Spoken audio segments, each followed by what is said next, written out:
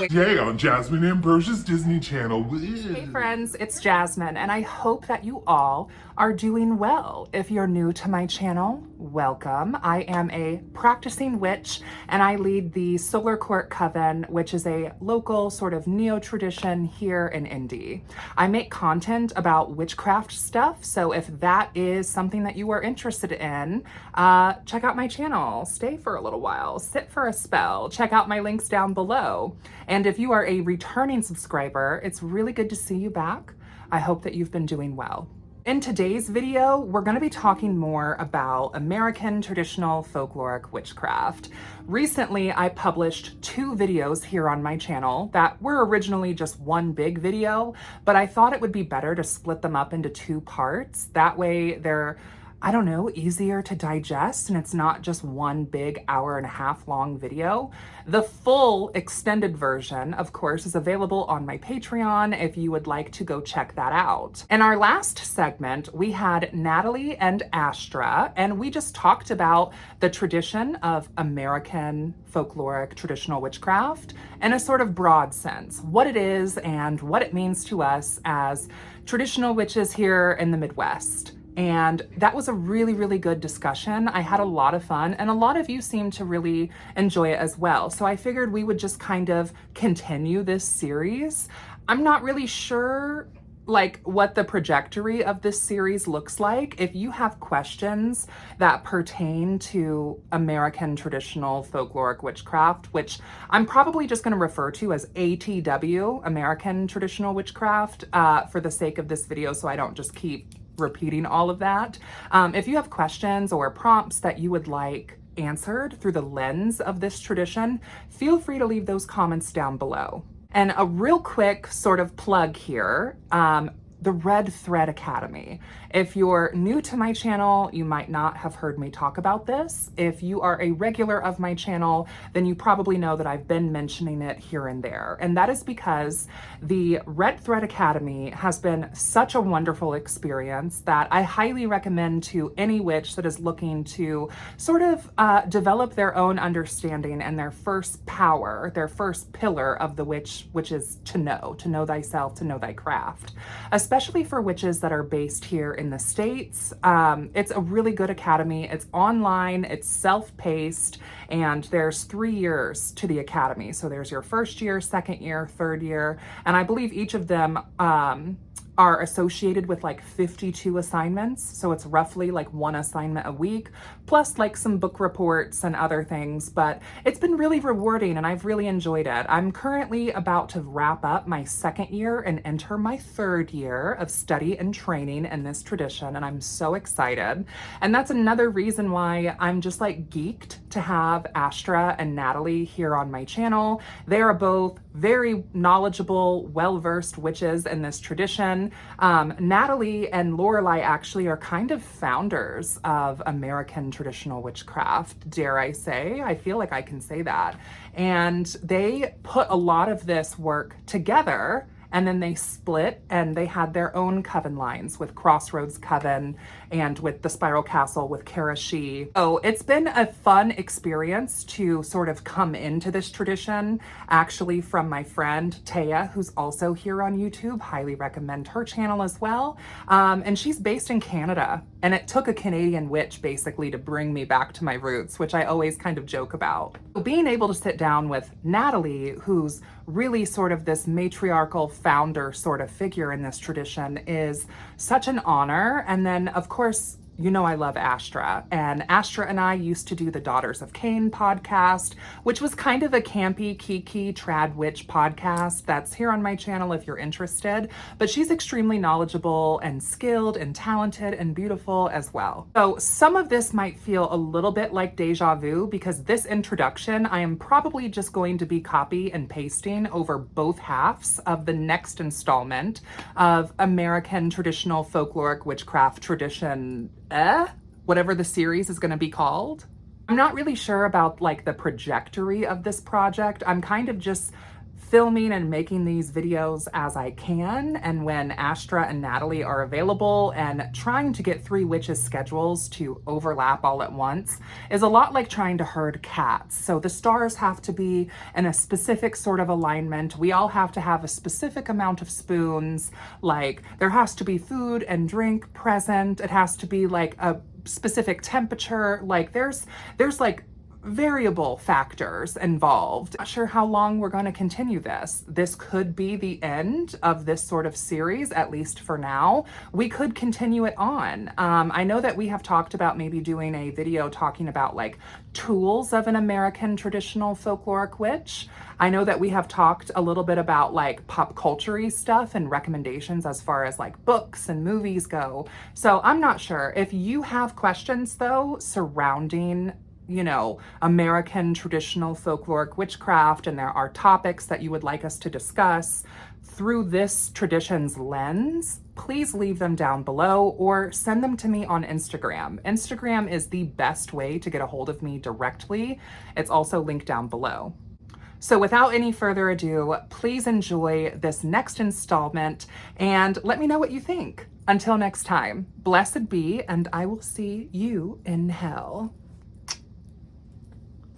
Connect to the land as a traditional witch in the Midwest is I remove the USB cord from my tailbone and I plug it into the dirt, and that's how I connect to the Beautiful. land. I love that. So demure. In all reality, jokes aside, I spend a lot of time studying the local flora and fauna of the Midwest. I think it's really valuable to understand the plants and animals that exist around you, because more than just using the physical parts of those things, it's important to understand the spirits of those things, to develop a relationship with the spirits of those things. I think a lot of witches go into the world and they're like, oh, an herb. I'm going to use this herb in spell and it will do what I want it to. But if you have no relationship with that spirit, that herb, with the animal that you might be trying to work with, you're not going to have as much success as if you take time to understand those spirits and build a relationship with those spirits. So for me, it's very much about building a relationship with the spirits of the land. I would love to build a relationship with my ancestors. Unfortunately, I don't know my ancestors. I know my recent ones, and I only know my maternal ones. I don't know my paternal ones. Don't know if I want to know my paternal ones. Yeah.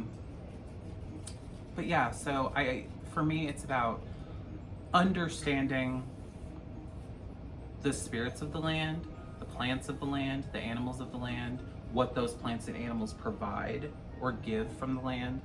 That's how I do it. And the USB cord. The land spirits that are related to the harvest time festivals are the Johns and Jacks. So John Barleycorn for the first harvest, Johnny Appleseed for the second harvest, and Jack O'Lantern for Samhain for the third harvest.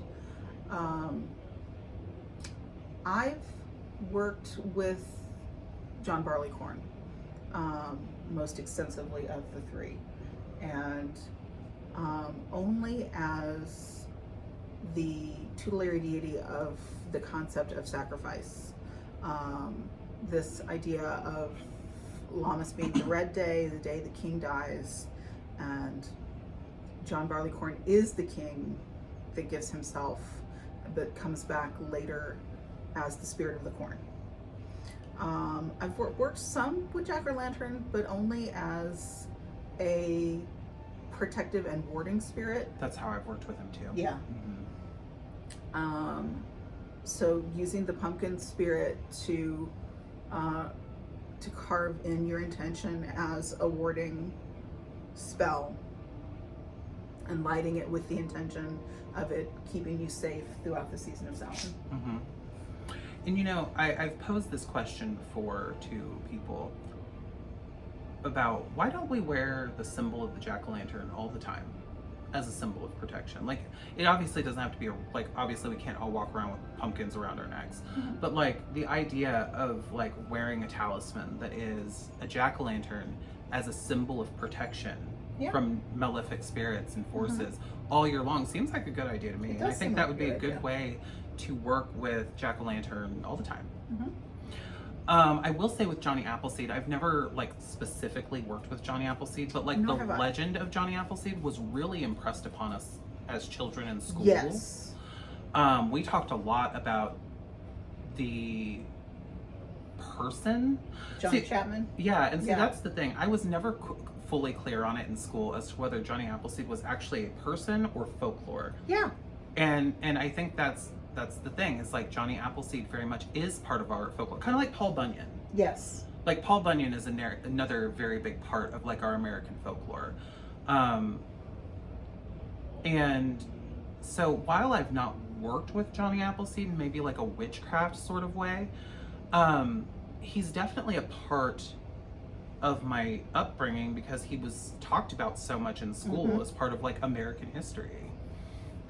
Which is interesting considering that like do we know if he was a real person? Yeah, John Chapman. John Chapman was a real person. Yeah. Shows you how much I know about American history. But yeah. Yeah. I actually went around and collected apple seeds and planted them. Oh, I did that too. Throughout. Yeah. Yeah, because they had our class do that where they brought us apple seeds and we were told to plant. We want to talk about the witch's devil.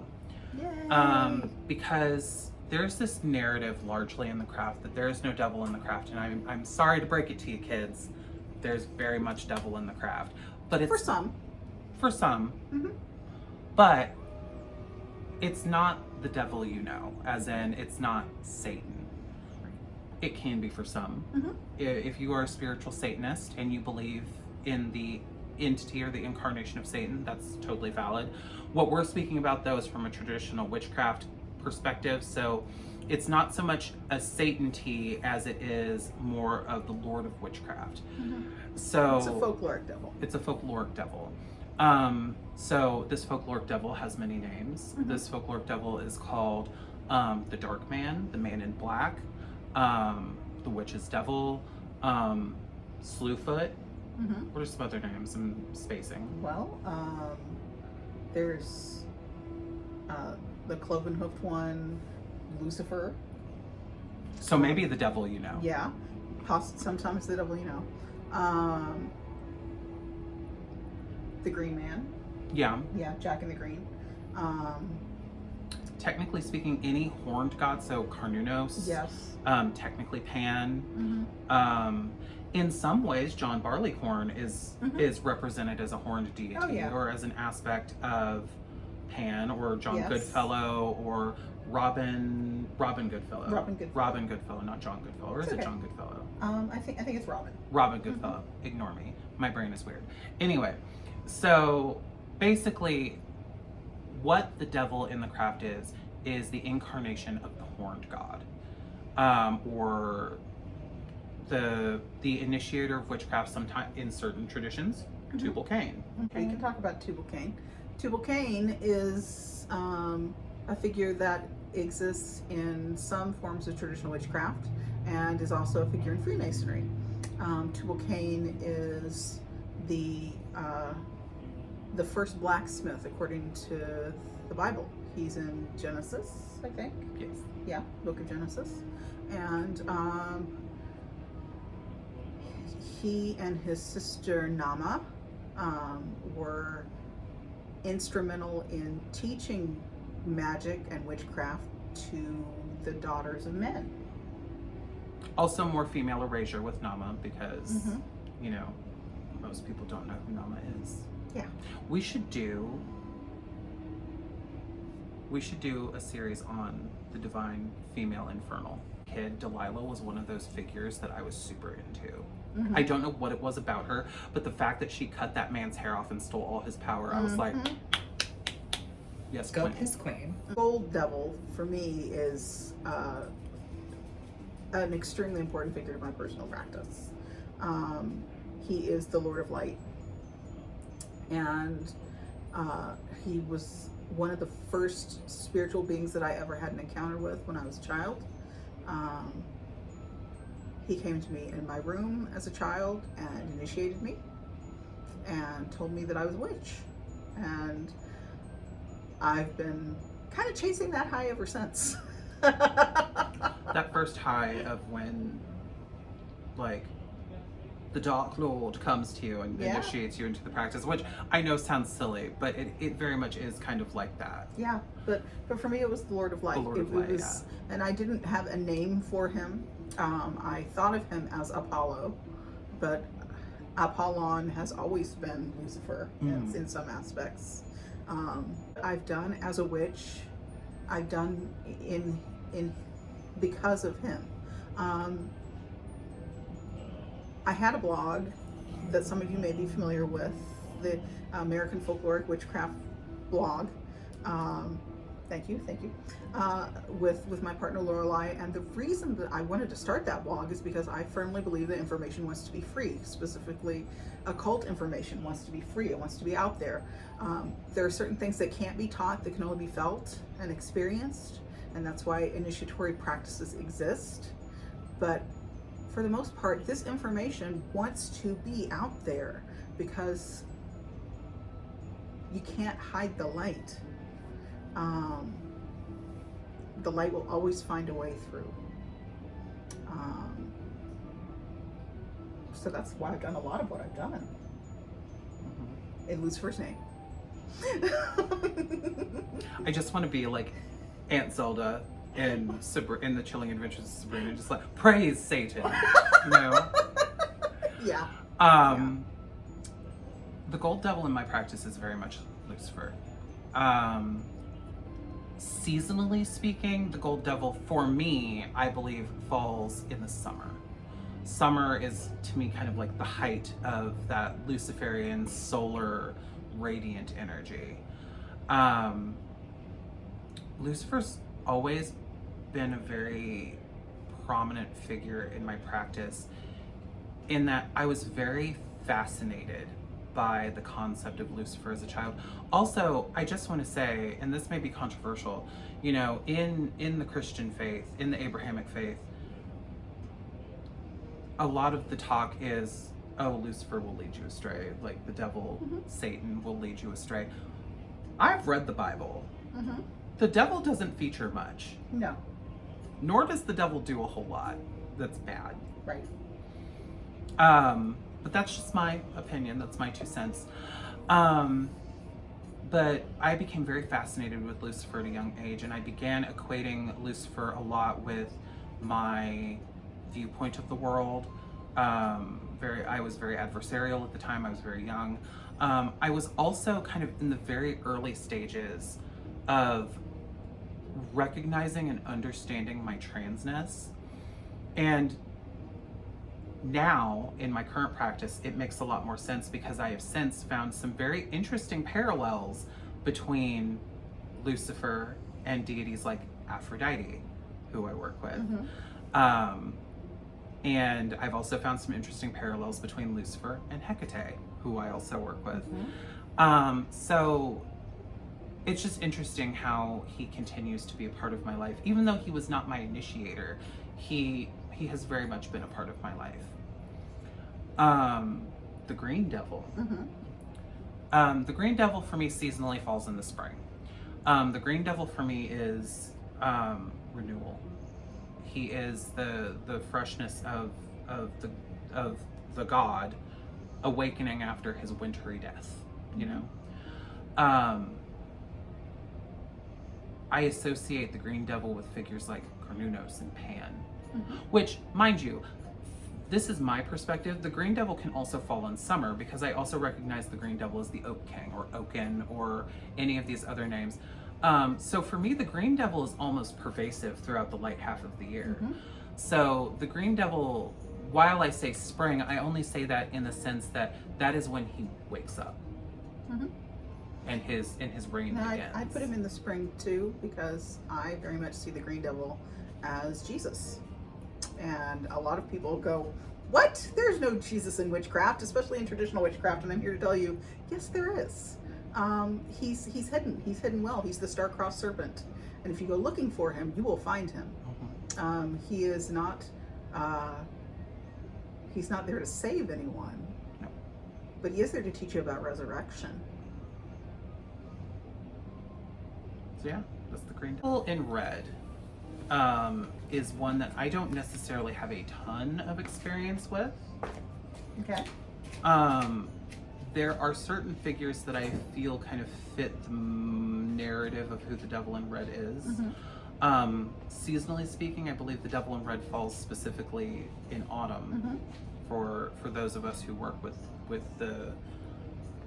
this kind of quadratic form of the witch's devil. But yeah, I don't really have a whole lot to add to the red. The red devil I very much see as Tubalcain. Oh, you know, Lord of the Forge. You're right. Yeah, and Vulcan, and all of those manifestations of Tubalcain.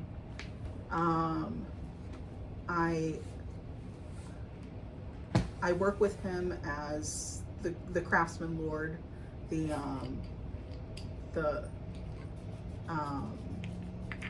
Lord of the Forge. See, I feel like I lied now because now that you've said this, I realize You're all like, of oh this yeah, stuff. I do work with him. And it's like, my ADHD is like, you don't work with no red devil, you're fine. Yes, you do. I just forgot. I guess I do. Yeah, now that you talk about that, I'm like, oh wait, yeah, I do work with Tubalcain. That's right. ADHD's a bitch, folks. Yes, it is. It makes you forget things. Also, Woo, mental illness. yeah, also autism, so that's great. Yay, team autism. Yeah. Woo. There's a- Rism with the tism, folks. Now, the devil in black, I have some things to say about, because whereas Natalie's story of being initiated by the Gold Devil or the Lord of Light, I was initiated by the Lord of Darkness, our Dark Lord, Azazel. Although he did not come to me as Azazel, he actually came to me, as I have come through my research to recognize later, as Samael, the poison of God. I actually have a pretty intense story about my induction into the realm of witchcraft. And I feel like I've told this story already, maybe on the last episode. Daughters of Cain, I think. Maybe I told it on Daughters of Cain. But the long and short of it is I went into a trance, and the devil in black approached me and said, "Wouldst thou like a pretty dress?" And I said, "You bet I would." And I signed his black book. In this vision, it was more like a tablet, not like a iPad, but like a stone tablet. Yeah, no, I understand. And there's a much longer story to this. There's more nuance to it, but just to keep things tight and sweet. So whereas the Lord of Light has a big part in your practice and mine, the Dark Lord is a big part of mine. I believe I've talked about him last time in the guise of Daddy Darkness, which is what I call him. It's a silly thing. I like to, when I speak to my deities, I like to speak to them in the way that I would speak to friends and family. And frankly, it's been really good for my practice, because you get a lot of these people who are like overly like honorific. Oh yeah. And it, just to let you guys know who might be wanting to get into spirit work, don't be one of those people. Like, be respectful, but be yourself. Like, don't sit there and tremble and be like, Is there anything I can do for you? no, just speak to the spirits, develop a relationship with them like you would anything else, and you will be far more respected by those spirits than if you're some sniveling little... There's a reason they're called familiar spirits. Because they're familiar. This idea of being initiated by one of the witch's devils, the gold, the green, the red, and the black, is something that folklorically has existed for a long time. Mina's letting me pet her, which is so weird. But It was so cute. She was a little paw. and I've met a lot of women and men who have sex with men that have told me that they were initiated by the witch's devil. Yes. I don't want to be like homosexual men, because it's not just gay men. Queers. Yeah, it's anybody who identifies as queer. And I have never had a straight man come up to me and go, I've had an experience where I was initiated by the devil. Maybe it happens. I haven't talked with anyone. Hey, if it's happened to you, please leave it in the comments. That would be really cool. I'd love to be proven wrong here. That would be great. Also, I recognize that we are being ridiculous. There's a very cute small dog, and she just did something very cute, and I lost my mind a little bit. I apologize. Really cute. I know. Nina, Is that how you feel about him too? have you seen him? Yes. Are you a witch? I bet you. Final segment of our talk, we'll be discussing this piece of trash right here. This is Ambrosia's Book of Spirits, Lesser Liber Spiritus. This is a book by my good friend Jasmine Ambrosia, whose channel we are on presently. This is her second book in her Liber Spiritus series. This is a lexicon, a grimoire of spirits and demons and things that she has divined through her experiences flying into the other world. And this book is absolutely full, from damn near cover to cover, of spirits and how you too can work with the spirits in this book. It is. Girthy. She big. She's 500 pages long. She's full color, and she's very cool. Very handy to have if you want to start working with spirits. This is a very inspirational and inspired kind of tome. And we're not just saying that because Jasmine is sitting a mere few feet to my right, but also with a gun. With a gun, but also because she's a criminal.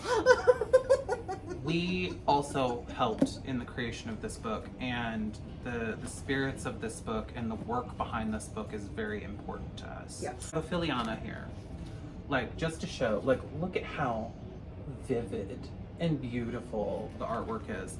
All of the pictures in this book were put together by Jasmine, and the spirits in this book are all very interesting. Some of them are very relatable, and I've found myself in my practice working with several of them. Like, even without meaning to, I've just started working with several of these spirits and doing flyouts to the realm that this book speaks of. And I say that because this book is UPG, largely, which means unverified personal gnosis. But the thing about that is between all of us, we've all experienced some level That's become verified this, group gnosis. Yes, of this book. And other people who read Ambrosia's Book of Witch Flight and will inevitably get this book have all spoken about how they've had similar experiences with the other world in a similar way to us. So the world that Jasmine has tapped into is one that I think is very accessible to witches, because it is a witch's otherworld filled with spirits. Fraught with danger, because, you know, working with spirits, there's always going to be some level of danger. But this is an excellent book when it comes to spirit work. And there is a very heavy influence in this book of land spirits specific to the Midwest that Jasmine has worked with in this book as well. Get yours now, available on Amazon. Victoria Maria. Not surprised. Not For surprising. those of you who don't know, Natalie likes owls. Just a little. Just a whole lot. They're very important to my practice. I have a few spirits that I really love. There's a couple that I have been working with very closely.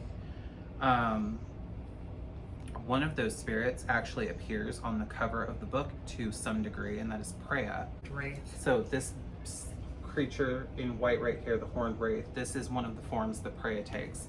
Another spirit that I have worked with pretty closely is Medici. who is kind of, to me, become like a teacher. She also has the longest entry in the book. That is very true. Medici has the longest entry of any of the spirits in this book, which makes me very happy because Medici deserves those flowers. Cyria gives me a lot of Persephone tea. We love Cyria. Gorgeous. Prey is another one that I work with. Look at the colors in this book. All of the sigils were created by Jasmine. They're all really cool. Witch's Keys to the Legion is an excellent book to pick up. So at Jasmine's request, we are going to read the poem in here for Preya. In realms where stars and shadows blend. In realms where stars and shadows blend. Was born a child, the cosmos end. Was born a child, the cosmos end. Preya, daughter of chaos and light. Preya, daughter of chaos and light. A being of both day and night. A being of both day and night. From chaos she draws her power wild. From chaos she draws her power wild. From light, a grace both pure and mild. From light, a grace both pure and mild. She walks the line of dusk and dawn. She walks the line of dusk and dawn. A bridge where night and day are drawn. A bridge where night and day are drawn. Her voice holds whispers of the void. Her voice holds whispers of the void. Brings balance where the worlds are toyed. Brings balance where the worlds are toyed. Preya with her great dual might. Preya with her great dual might. Holds the universe in gentle sight. Holds the universe in gentle sight. O Preya, child of cosmic blend. O Preya, child of cosmic blend. In you the worlds find their end. In you the worlds find their end. A harmony of dark and bright. A harmony of dark and bright. The eternal daughter of chaos and light. The eternal daughter of chaos and light. And if you have any questions about American folkloric witchcraft, please leave those in the comment section below. And perhaps Natalie and I will come back for a little question and answer to see if we can help any of you out. Oh my God, I'm going to because George scream. gushed over the episode.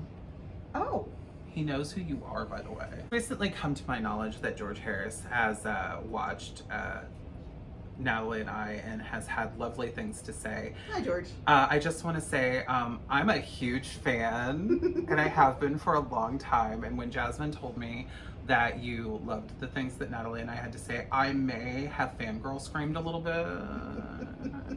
So I just want to say thank you. And to all of you other lovely little witches out there in the world, just keep being spooky, you know?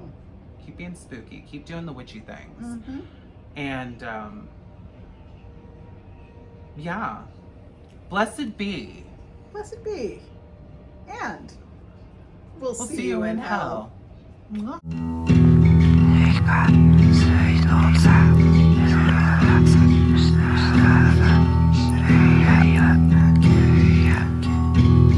The howling whispers tear at the scars, leaving a broken and vandalized jar. The soul ignited and burns as a flame, turns all to ash with its village to blame.